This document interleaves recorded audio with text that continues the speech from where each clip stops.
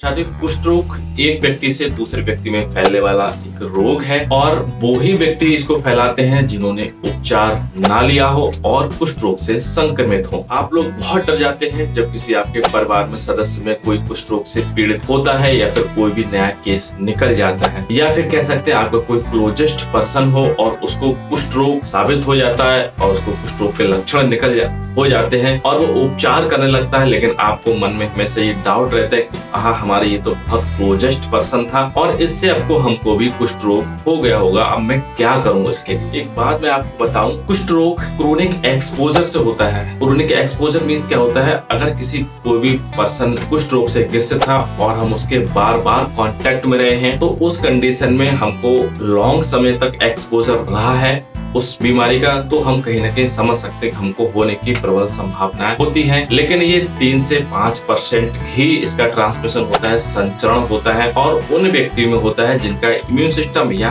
प्रतिरक्षा तंत्र वीक होता है, कमजोर होता है। अब हम बात कर रहे हैं कुष्ठ रोग फैलने रोकने के उपाय कौन कौन से होने चाहिए और कौन कौन सी यहाँ पे जो गवर्नमेंट के थ्रू जो नीति चलाई जा रही है, योजनाएं चलाई जा रही है जिसकी वजह से इसको ट्रांसमिशन को रोका जा सके। तो जो पहला इसका उपाय है रोकने के, यानी स्प्रेडिंग, इसको कैसे रोके कुष्ठ रोग की, वो हमारा है पोस्ट एक्सपोजर प्रोफाइलेक्सिस है। इसको PEP के नाम से भी जानते हैं। इसमें HDR देते हैं। HDR में क्या होता है, सिंगल डोज रिफाम्पिसिन की देते हैं। अब ये थेरेपी आपको मिलेगी कैसे, तो इसके 2 तरीके हैं इसको प्राप्त करने के। पहला तरीका है, आप अगर किसी सरकारी चिकित्सालय से आप अपना उपचार ले रहे हैं तो वहां का कोई भी आपका स्टाफ आपके घर पे जाके और आपके अनुसार जो भी आपके क्लोज कॉन्टेक्ट पर्सन रहे हैं तो उनकी एक बार स्क्रीनिंग कर लेगा और वहां पे एक HDR यानी सिंगल डोज रिफाम्पिसिन आपको वहां पे खिला के आएगा अपने आंखों के सामने। दूसरा तरीका ये है, अगर आप कहीं प्राइवेट चिकित्सक से अपना ट्रीटमेंट ले रहे हैं और आप अपनी कॉन्टैक्ट प्रोफाइलेक्सिस कराना चाहते हैं तो उसके अनुसार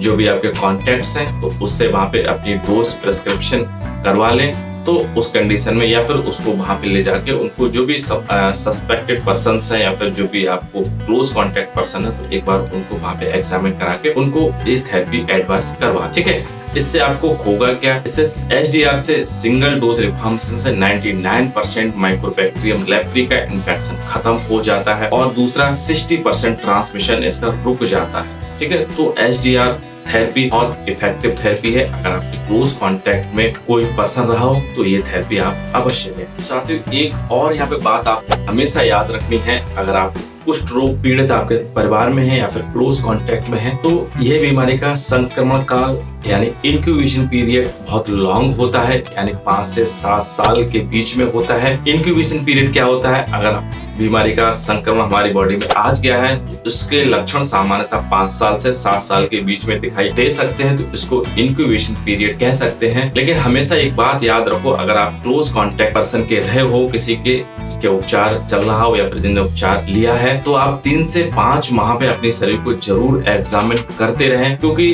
अगर जब भी सिम्टम्स अगर आपको कोई भी लगे तो आप तुरंत नजदीकी हॉस्पिटल में जाके उपचार तुरंत स्टार्ट करा दें। और आपने इवन HDR भी लिया है, उसके बावजूद भी आप अपनी बॉडी को जरूर एग्जामिन करते रहें जो भी क्लोज कांटेक्ट रहे हैं लेप्रोसी पेशेंट के। ठीक है, तो डरे नहीं, पैनिक बिल्कुल नहीं होने की जरूरत है और ये एक जनरल बीमारी है, सामान्य बीमारी है। जैसे और बीमारी होती है वैसे ही ये बीमारी है। किसी पर्सन में कोई भी सिम्टम्स अगर देखने को मिलते हैं तो तुरंत उसका उपचार स्टार्ट कर दीजिएगा।